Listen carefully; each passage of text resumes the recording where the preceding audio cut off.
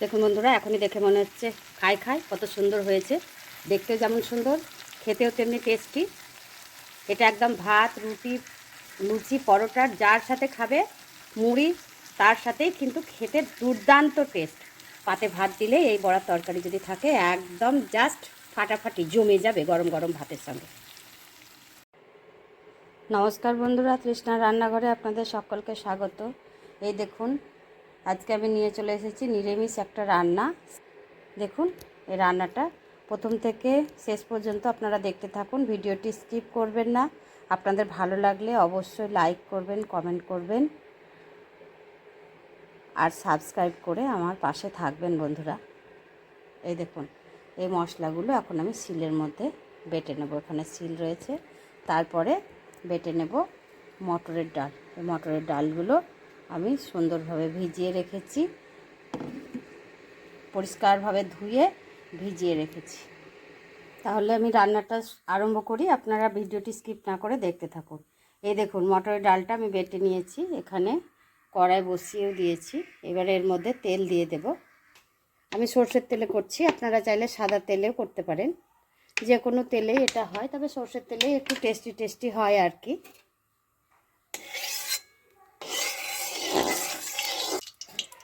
এখানে ডালটা ফেটিয়ে নেওয়া ডাল, খুব সুন্দরভাবে ফেটিয়েছি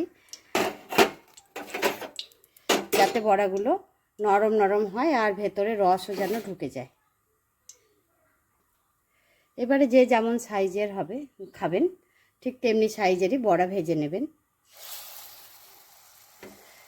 এইভাবে আমি সমস্ত বড়াগুলো ভেজে নেব।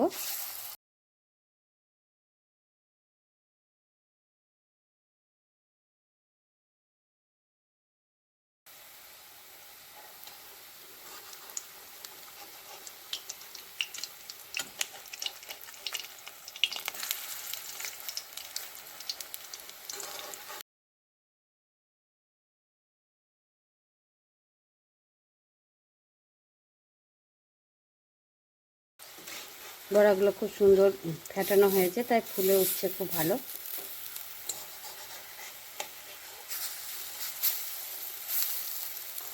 একটু ভালোভাবে ফেটালে হবে কি, ভেতরে রসটা ঢুকবে, খেতেও খুব সুন্দর হবে, নরম নরম হবে। যাদের দাঁত নেই তারাও খেতে পারবে, আর যাদের দাঁত আছে তাদের তো কোনো কথাই নেই।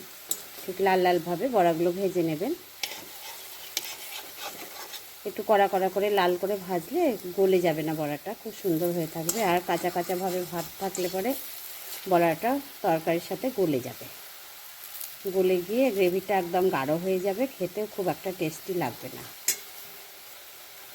ঠিক এইভাবে বড়াগুলো আমি সব ভেজে নেব। এই দেখুন কত সুন্দর লাল লাল হয়েছে। এই দেখুন বন্ধুরা, সমস্ত বড়াগুলো আমি ভেজে নিয়েছি। এইবারে একটুখানি তেল আছে, আরও একটুখানি সর্ষের তেল আমি এর মধ্যে দিয়ে দেব। তো প্রথমে আমি দিয়ে দিচ্ছি অল্প একটুখানি চিনি,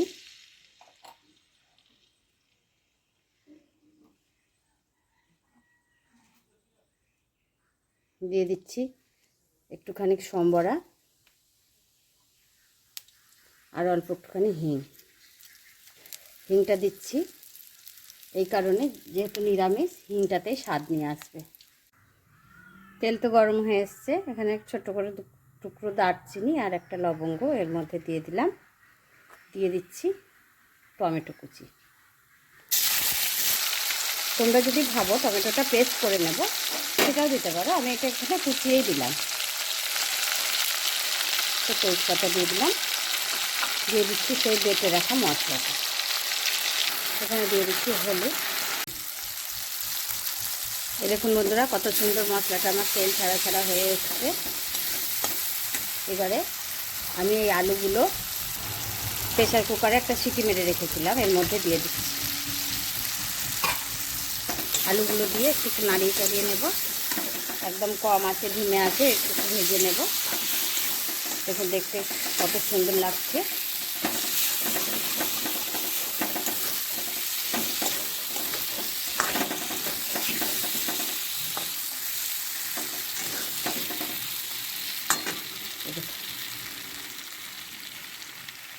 এর মধ্যে দিয়ে দেবো আমি আন্দাজ করে লবণ, এবার একটু কষিয়ে নিয়ে দেবো পরিমাণ মতো জল। এই দেখুন বন্ধুরা, একদম তেল ছেড়ে দিয়েছে, খুব সুন্দর রান্নাটাও হয়ে গেছে আমার। এটা আমি যেহেতু আগেই আলুটা সেদ্ধ করে নিয়েছি তাই ঢাকা দেব না, এবার পরিমাণ মতো জল দিয়ে দেব।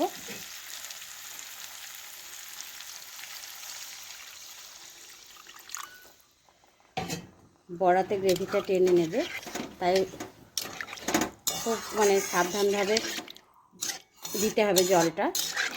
ব্যাস, একদম হয়ে গেল। এর মধ্যে দিয়ে দেবো শুকনো লঙ্কা, তো কয়েকটা দিয়েছি আমি, আবার কয়েকটা ঝালের জন্য, একটু ঝাল ঝাল না হলে ভালো লাগবে না, তাই ঝালের জন্য কাঁচা লঙ্কার মধ্যে দিয়ে দিচ্ছি।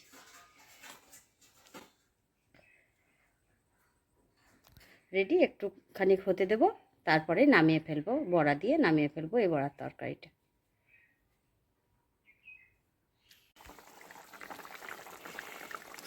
এই দেখুন বন্ধুরা, এবারে বড়াগুলো আমি দিয়ে দিচ্ছি এর মধ্যে।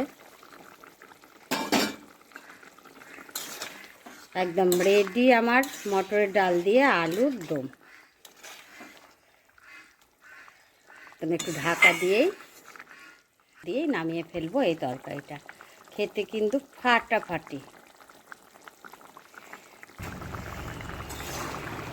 রেডি হয়ে গিয়েছে তরকারিটা, এবারে নামিয়ে ফেলবো। এই যে গ্রেভিটুকু আপনারা দেখছেন, এই গ্রেভিটাও কিন্তু আর থাকবে না, এটা একদম টেনে নেবে এই বড়াগুলোতে। এবারে ওপর থেকে একটুখানি লেবুর রস ছড়িয়ে দেব, দিয়ে নামিয়ে ফেলব। লেবুর রসটা থাকলে দেবেন, না থাকলে না দিলেও হবে, কিন্তু লেবুর রসটা দিলে একটা আলাদা টেস্ট আসে তরকারির মধ্যে।